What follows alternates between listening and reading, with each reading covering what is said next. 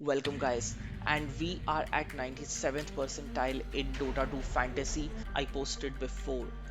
Our fantasy overall we got a 92 percentile, and for our predictions we got around 6 of them right, which I believe is overall good because Valve mentioned that only 0.02% got at least 10 right, and that is like crazy. If we can get to 97 percentile, I have another banger for you here.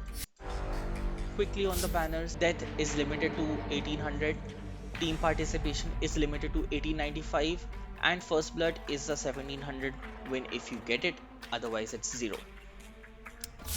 For your core, creep, GPM and kills are great banners to have on. In case you can't get one of these three, then the next one in preference would be death. Tower kills and matchstone I would definitely reroll, but unfortunately I ran out of tokens. For mid, rules grabbed is the most important one you can get because this is going to get your score up to the roof.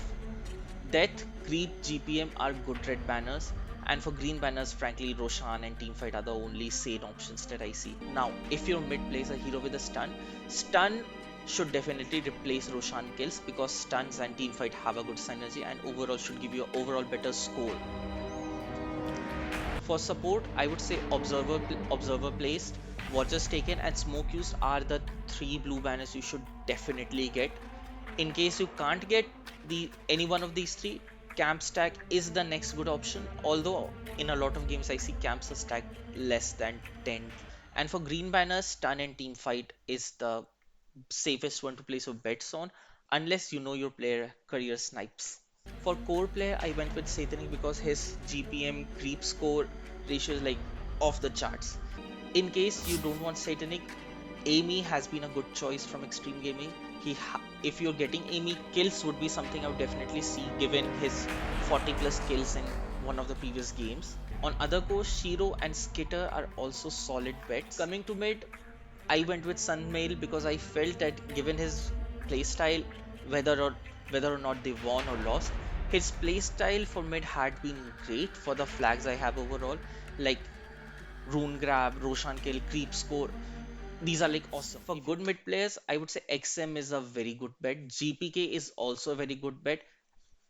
I personally went with Sunmail, but I believe a lot of you will go with GPK or XM itself.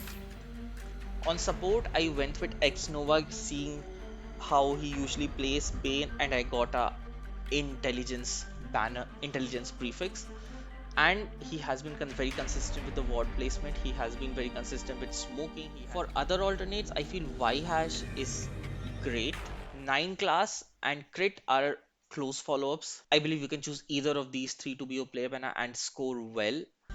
For UB round 1, between Extreme Gaming and Tundra, I believe Extreme Gaming should have an easier victory given Whitemon is not in this iteration of Tundra's team, and Tundra's performance overall has been on a weaker side this time.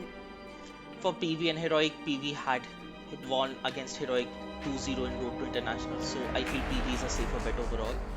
For Tidebound and Falcon, this can go either way. Although Tidebound won against Falcon in the Road to International, and hence I feel it is slightly better bet, but this is something that can go either way. Between BB and Nigma Gaming, I feel BB is overall better coordinated and should have a higher chance of victory. For UB2, I believe XG should be better than Parvisian to bet on because Extreme Gaming had a good performance in Road to International. Between Tidebound and BB, I feel Tidebound should have a higher chance of victory.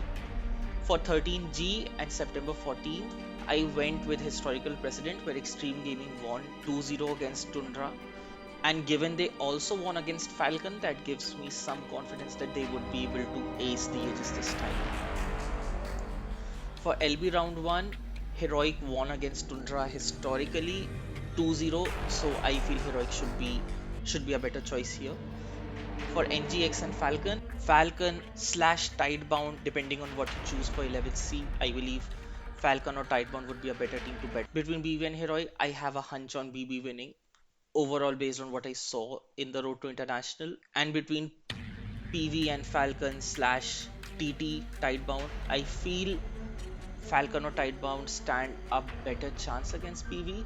Like in the Road to International, PV lost 0-2 to Tidebound.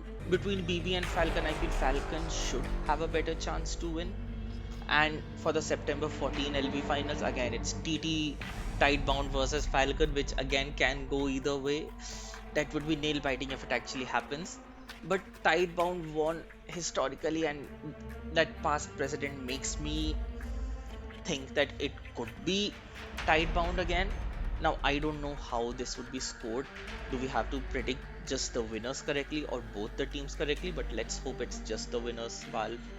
So that's all for the predictions this year, folks. Please do support the channel by hitting that subscribe button and do share a comment and a like. See you later.